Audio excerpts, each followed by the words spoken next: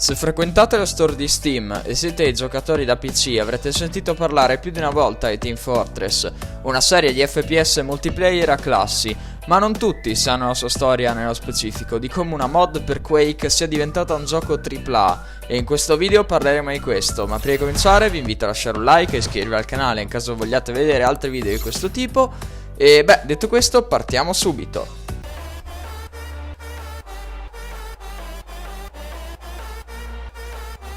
Nel 1996 tre modder americani, rispettivamente Robin Walker, John Cook e Ian Coffey, realizzarono una mod per il primo Quake. Questa mod, nota come Quake Team Fortress, utilizzava il potente Quake Engine per realizzare combattimenti multiplayer a squadre. Malgrado la prima versione della mod fosse molto primitiva, riscosse molto successo nello scenario multiplayer di Quake. E questo portò i tre modder a continuare lo sviluppo di questa mod con migliorie continue, dalle mappe all'interfaccia. Il game design di questa mod era molto semplice ma interessante, consisteva infatti in dei deathmatch a squadre dove due team, blu e red, dovevano cercare di ottenere il territorio o la bandiera della squadra avversaria. Riguardo alle classi, il gioco aveva ben 9 classi tra cui scegliere, ognuna con proprie armi e abilità. Le classi erano Scout, Sniper, Soldier, Demolition Man o Demo Man, Medic, Heavy Weapons Guy, Pyro, Spy e Engineer.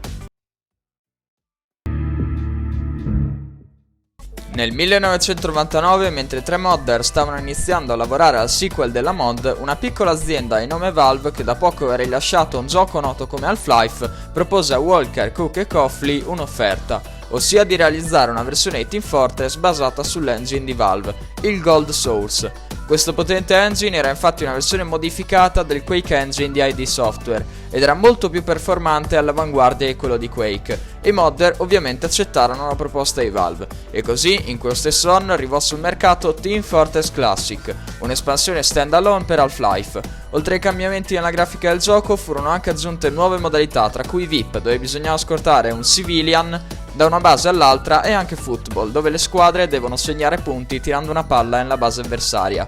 Questa acquisizione portò non solo molto successo al gioco, ma mostrò anche le sbalorditive capacità grafiche del Gold Source.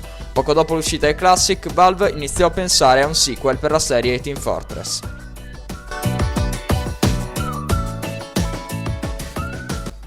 Negli anni successivi all'uscita di Team Fortress Classic, altri sviluppatori cominciarono a realizzare le loro versioni della mod. Le più famose furono Unreal Fortress per Unreal Tournament, Alien vs Predator 2 Team Fortress per Alien vs Predator 2 e Quake 3 Team Fortress per Quake 3 Arena. Tuttavia quest'ultima versione non durò molto, infatti in pochi anni fu sostituita da Enemy Territory Team Fortress per Wolfenstein Enemy Territory.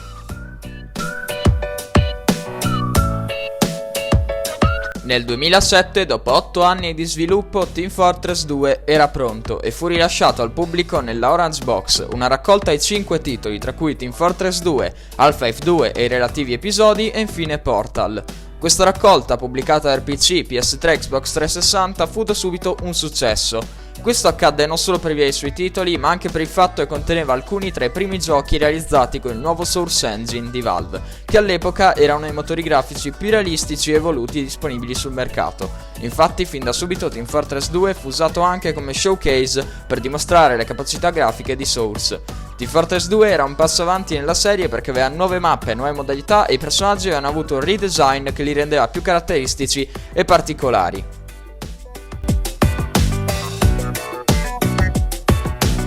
Nel 2011 Valve, dopo aver venduto migliaia di copie della Orange Box, decide di rendere Team Fortress 2 free to play dal launcher di Steam. Questo portò il gioco a grossi cambiamenti, a partire dal fatto che sarebbe stato possibile effettuare delle transazioni in game per acquistare oggetti come armi e oggetti cosmetici, come esempio i cappelli. Questo cambiamento rese questo gioco uno dei più scaricati sullo store di Steam. Inoltre nell'anno successivo vinse anche lo Spike Video Game Award come gioco più coinvolgente. Ad oggi Team Fortress 2 è il gioco più scaricato su Steam, con oltre 50 milioni di download, e a maggio di quest'anno ha registrato un picco di quasi 125.000 giocatori attivi nello stesso momento. e dal 2007 ad oggi ha ricevuto 50 aggiornamenti importanti e ben 711 update totali, e ancora oggi rimane un best seller nel settore videoludico. La serie Team Fortress è una delle più famose nel panorama dei giochi per PC e la Orange Box ha venduto un totale di 3 milioni di copie in tutto il mondo e secondo IGN è il miglior affare nella storia dei videogiochi. Beh, che dire, Team Fortress negli anni ne ha viste tante e ancora oggi rappresenta una fabbrica dei record per Valve e per i tre modder che 25 anni fa hanno rivoluzionato il concetto di FPS a squadre. Detto questo, grazie a tutti della visione, lasciate un like e iscrivetevi al canale in caso questo video vi sia piaciuto, inoltre invito a farmi sapere qua sotto nei commenti cosa ne pensate e beh, detto questo, noi ci vediamo in un prossimo video.